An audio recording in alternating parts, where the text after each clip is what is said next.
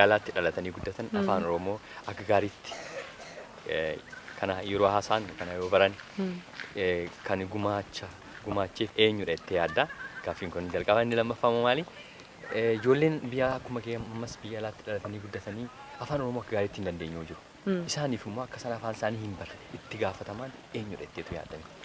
Gabaabumatti yoo isiniif deebisuu qabe gabaabumatti warra irra deebi'ee warra jedhullee hin danda'a. Abbumarra haadhumarra jedhuu hin danda'a. Maaliif afaan barachuun duraan dursee manumatti baratama. Hawaasa keessaa miti. Jechuun hiriyyarraa miti abbuma haadharra jechuudha. Amma ijoollee takka ka afaan Oromoo hin dandeenye ka afaan Oromoo haasa'uu hin dandeenye irra kaatu hin qabnu. Ijoollee san fuunee tajaajillee gargaarree afaan fakkeenya afaan Noorsh kana yoo dubbatan afaan Ingiliffaa yoo dubbatan illee irra kaachuu hin qabnu. Malee abbaa haatatu waan hin barsiifne ijoollee hin beekne jechuudha. Malee ijoollee irra kaachuu hin qabnu. Amma yeroo takkaan karaarra deddeemnaan namni gurguddaa ijoollee yookiin hin arrabsaniitti aaranii ijoollee hagammaatti baranne afaan illee jedhan. Hoy haadha abbaa isaanii gaafatteeree jedhe ijoolletti maaf aaraa jirtan ijoolletti ka'uun barbaachisaa miti. Yaa faamiliimarraa abbuumarraa haadhumarraa jalqabu jechuudha. Abbaa faadhatti gaafatan malee ijoolleen quban qabanii gaafa lafa kana dhalatan eega guddatan booda yoo irraanfatanii hayyee gaafachuu hin dandeetta garuu duraan dursee abbuumarraa haadhumarraa afaan gumaachuu afaan barsiisuun barbaachisaadha. Dalagaan hawaasa tokko hawaasa kabiraaf barnoota ta'uu danda'a. Keessumaa ciminni hawaasa tokko hawaasa kabiraaf barnoota guddaa ta'uu danda'a jedheen yaada. Isin immoo hawaasa Austraaliyaa keessatti keessumaa nutis marsaa intarneetii irratti ni agarra. Federation Square jettanii aadaa Oromoo addunyaadhaaf yeroo isin agarsiiftanii shubbisaa shaggooyyee shoo adda addaa yeroo isin agarsiistan arginee jira. Mee kun yeroo inni ta'e akkan odeeffannoo kootiitti yeroo ati gati koree keessa seentee booda wanta ta'edha. Mee waa'ee kana akka gaariitti bal'isiitii nu ibsi. Wanti nu barbaanne akka Oromooti akka Oromoo Austraaliyaati. Oromoo keenya hawaasa keenya beekamaadha beeksisaadha hin beekna. Shaggooyyee haa taatu aadaa haa taatu walaloo haa ta'u hin beekna kana. Wanti nuuf barbaachisaa ta'e paartii goonee jennee lafarraan kaane. Wanti nu barbaannu uummata Oromoo keenya haa beekanii akka bareedatti haa laalanii haa gammadanii amma immoo warra mootummaa eenyu jechuun nama Austraaliyaa jechuudha. Ammallee warra mootummaa nu eenyu akka taane haa beekanii haa baratan. Mootummaan Austraaliyaa jechuudha. Mootummaa Austraaliyaa dhuga. Norway akka jirru keessan hin rarraafadhe. Mootummaa keenya jechuun mootummaa Austraaliyaa haa beekanii fi waggaa jalqabarra Aliyyi Galatoona gaafate toltu qarshii yoo argatuu danda'e bakkeessan bakka bareedaa bakka beekamaa takka osoo argadhe nu qopheessuu dandeettaree jedhe. Nama qophoofnaa jedhamee hellaallaa jennee itti fufne waggaa jalqabaa waggaa itti aanu waggaa sadaffaa waggaa jalqabaa jalqabdan akkasii yaaddanitti isinii deemeera. Waan akkasii yaaddanitti kan deemne immoo jiraate maali? Jechuun Oromoon bakka takkatti dhufnaan bakka achitti argamuun akkanuma cal'ifne yoo dhaabanne illee nu gammachiisaa ture bara. Kanaaf homaa miti yoo sirbanillee diraamallee yoo qopheessanillee waan barbaadan afaan Oromoo yoo haasin bakka san qabaachuun waa guddaa jennee expectation guddaallee hin qabne.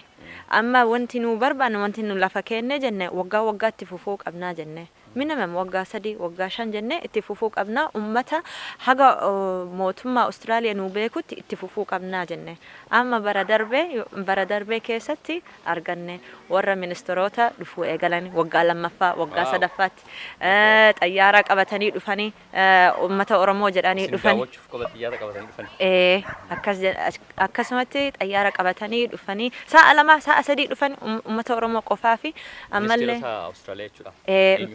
akka Minister Kate Lundy, Minister for Multicultural Affairs, kan jedhamu the Vice Leader of the Greens Party, Adam Bant, isaan dhufanii turan.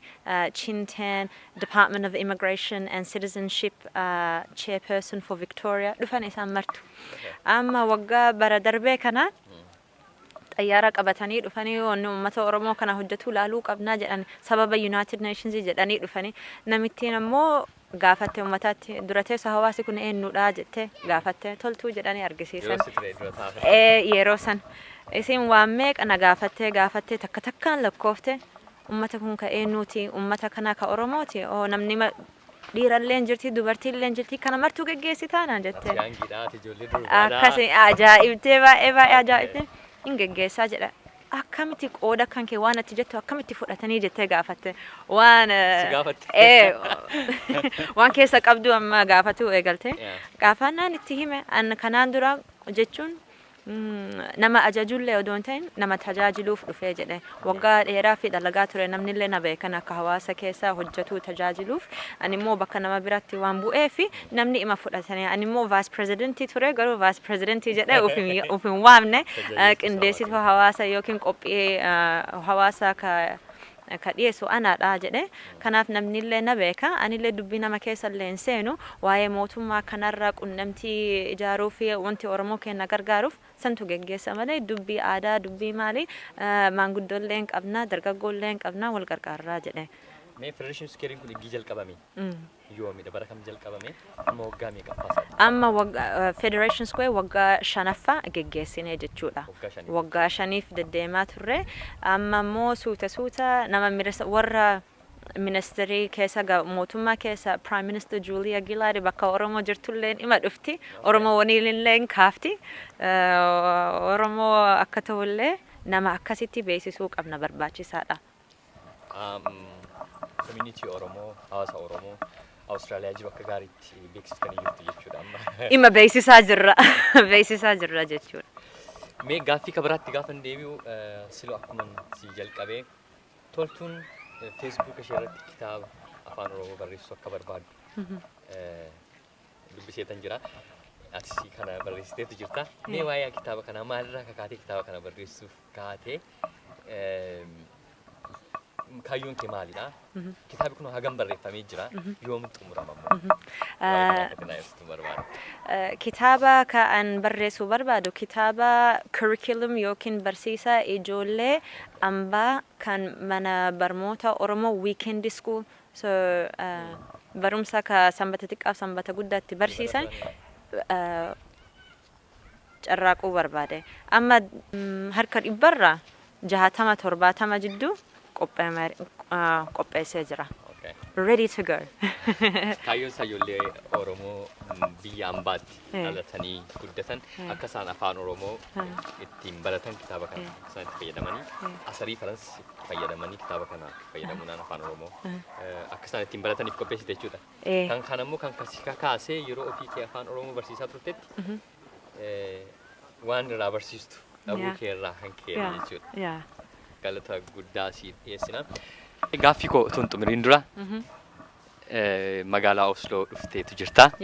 Osloon akkami qilleensa isheetii jalqabee? Osloo akkuma argitan hawaasa isaa akkamittiin agartee kanarraa naa himidhu warra. Osloo akkuma argitan biyya qorraa takkaati. Yeroo ganna keessa dhufne jechuu waan ta'eef qorrallee ima barataa jirra homaan jedhu. Nama kaas jirullee hedduu takka na gammachiisee jira.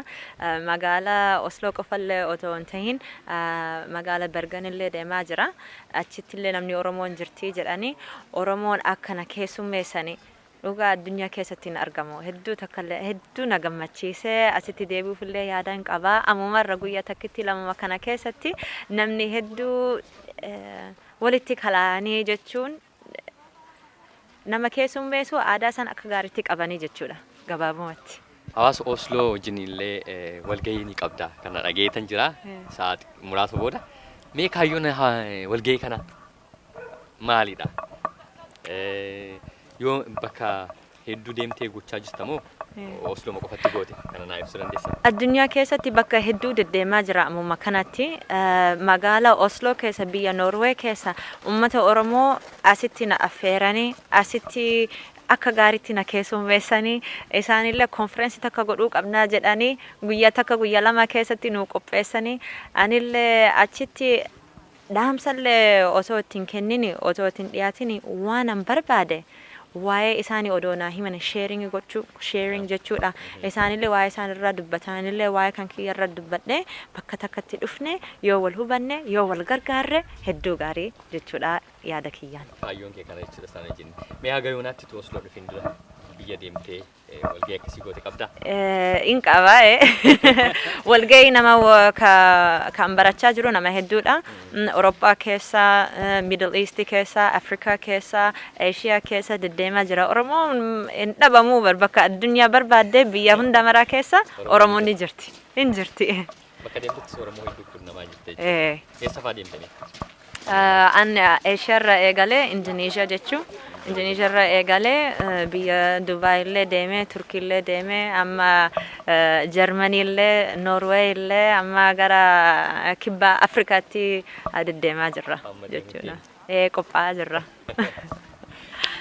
Mee dhumarratti Oromoota keessumattuu ijoollee akka kee biyya ambaatti dhalatanii guddatanii dargaggootaaf shamarraniif dhaamsa dabarsitu yoo qabaatte maqaa TV Oro magaalaa Osloorraa tamsa'uun ergaa kee akkatti dabarsitu dhaamsa? Ergaa dhaamsa kan qabu ijoollee yookiin dargaggoo yookiin nama Oromoo addunyaa keessatti waan isinirraa jirtu takka akka gaariitti fufii expertii ta'ii professional ta'ii ka Oromoo illee osoo hin tahin amma fakkeen ati doktora yoo taate doktora gaarii takka ta'uu qabda Oromoo jetteen amma warra kaameraa waraabu yoo taate akka gaarii professional expertii best one takka ta'uu Oromoo ta'uu qaba jechuun kiyya. Wanni biraa Oromoo maalii sanni hunda san duubaan dhufa garuu waan ati irraa jirtu hojii irraa jirtu akka gaariitti nama beekamaa ta'uu qabda dhaamsa kiyyaan kasiidha. Aadde Toltuu Tufaa gaaffiif deebii guyyaa irraa magaalaa Osloo nu gidduutti argamtee TV Oro wajjiniin gooteef galata guddaa siif dhiyeessina galatoomii jenna. Guyyaa biraa atis kitaaba kee barreessitee fiddee gaaffiif deebii kabaraa irratti haga wal arginutti turtii gaarii siin jedha galatoom. Galatoom sinilla fayyaa ta'e.